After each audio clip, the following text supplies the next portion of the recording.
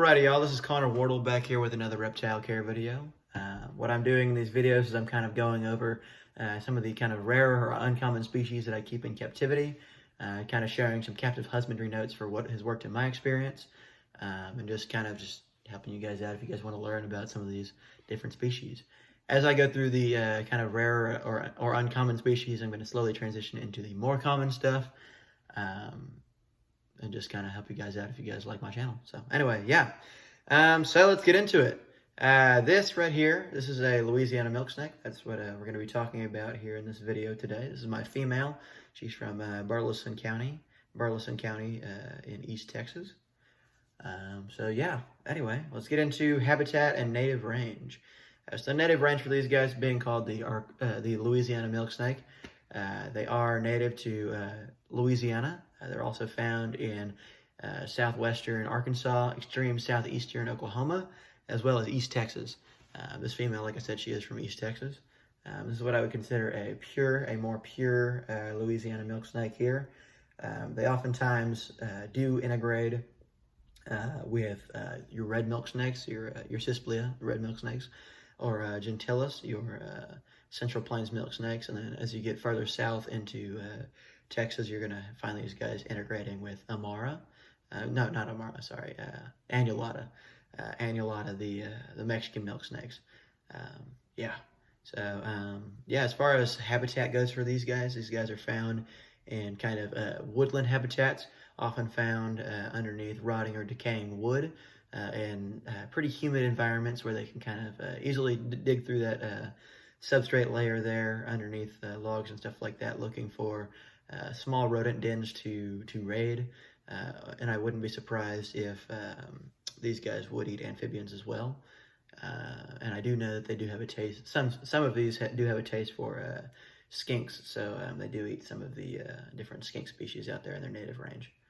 As far as juveniles go, they hatch out really small, and I wouldn't be surprised if they would eat kind of smaller salamander species out there in East Texas and Louisiana, as well as the little brown skinks, often called ground skinks, stuff like that.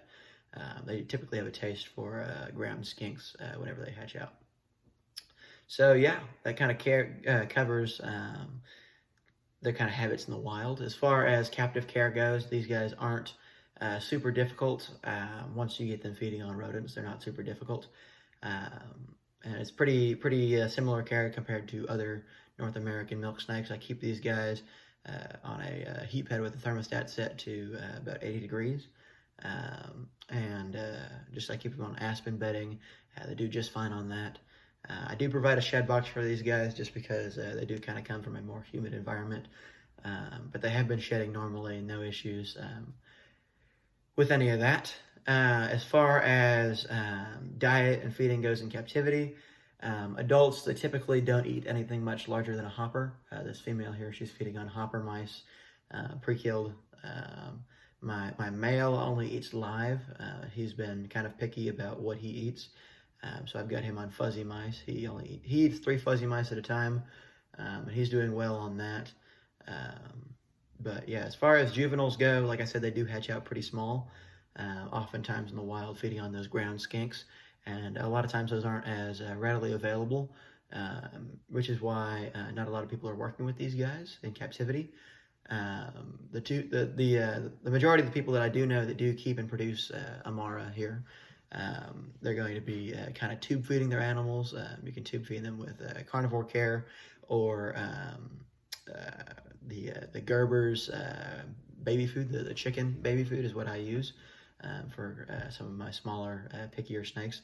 I haven't produced these guys yet. I do hope to produce these guys. I do have a pair. I do hope to produce these guys, and I will be sharing some notes as far as transitioning babies and getting them up on rodents eventually throughout that whole process. But yeah, so they do hatch out small, oftentimes tube feeding and or tailing. Assist feeding rodent tails works for these babies here. But yeah, I mean, they grow super small. They grow super slowly. They hatch out small. They're just not as common. I have heard cases of them going as long as a year with needing that syringe feeding or tube feeding, I guess, tube feeding or tailing before they are large enough to feed themselves on pinkies, even pinky heads, stuff like that. So a lot of people just aren't willing to put in the patience and the work that it really takes to get these guys established in captivity. Yeah.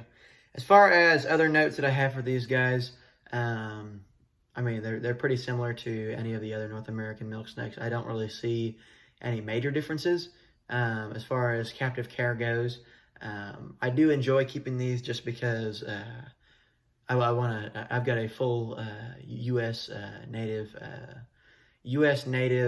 collection of Lampropeltis, with the exception of a few Zanata subspecies. I do have a few of those, but not every single Zanata subspecies. But as far as everything else but Zanata, this does finish my hunt to get to keep every native subspecies of Lampropeltis. So that's pretty cool to me. I'm going to enjoy using these guys eventually as educational animals once they start producing for me. I kind of want to wait till I get some babies to hold back before I start using these as educational animals in case anything does happen. But yeah, I enjoy keeping them just because they're kind of rarity. But I mean, they are pretty similar to as far as captive care to any other milk snake species you may want to keep. So if you're just looking for a milk snake, I mean, you might want to try a Mexican milk snake or something like that, something that's equally as pretty, but a little bit more readily available. Yeah, so that just about does it here for the Louisiana milksnake. As usual, I don't claim to be an expert with any of the species that I do keep. I'm just kind of sharing some information that has come from my experience, stuff that worked for me, and I hope that it kind of helps you guys decide whether or not you want to keep some of these species or just kind of learn in general, I guess, about the different rarer species that I do keep. So anyway, cool. If you guys enjoyed this video, feel free to like it if you'd like. Drop a comment if you have any questions or concerns. If you do have any specific questions and don't want to, I guess, comment on this YouTube video, you can reach out on my social media platforms. You can find me on Instagram or Facebook. Just type in Connor Wardle exactly the way it's spelled here on the channel. And yeah, hope you guys enjoyed. And yeah, have a good rest of your day.